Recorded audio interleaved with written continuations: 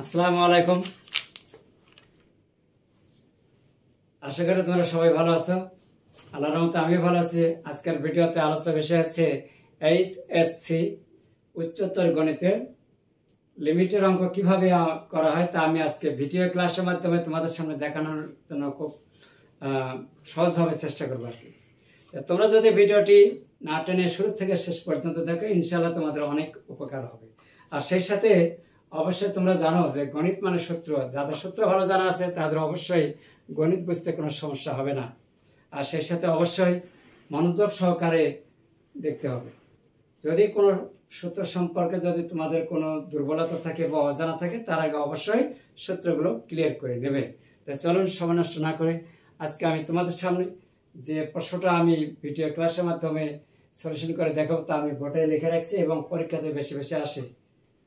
তো চল প্রথমে আমরা একটু মনোযোগ দিয়ে লক্ষ্য করি। ধরি b/2 x ইকুয়াল কত থিটা। তাহলে বা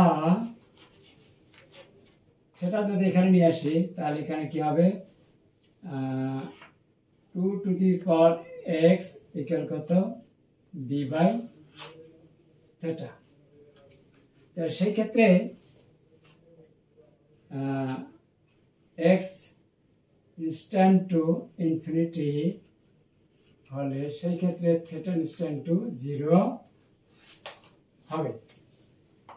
তাহলে অতএব লিমিট থিটা টেন্ড টু 0 হলে তাহলে 2 x তার সমান লিখতে পারি b/θ, আর এটার সমান লেখা, এই পুরোটার সমান লেখা যাবে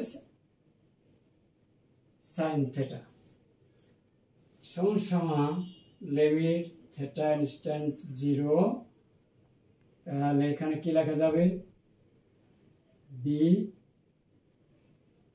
sin θ/θ সমান আমরা চাইলে বিটা আমরা সামনে নিয়ে আসতে পারি। বি নিয়ে আসার সূত্র একটা দেখাই দেই, থিটা টেন্ড টু 0 sin θ/θ। যেহেতু আমরা সূত্র জানি সেটা কি, limit x tend two 0 sin x/x equal কিন্তু 1। এটা হচ্ছে আমাদের সূত্র। এই সূত্র যদি তোমাদের জানা থাকে ইনশাআল্লাহ বুঝতে তেমন কোনো সমস্যা হবে না। এখন দেখো লিমিট এখানে যেমন x আছে, x এর পরিবর্তে থিটা আছে 0, তারপর এখানে sin x/x আছে, এখানে sin θ/θ। তাহলে তার এর সমান যদি 1 হয় তাহলে আমরা এর সমান 1 লিখতে পারি। তাহলে এখানে হয় b × 1 সমান b। আশা করি তোমরা বুঝতে পেরেছো।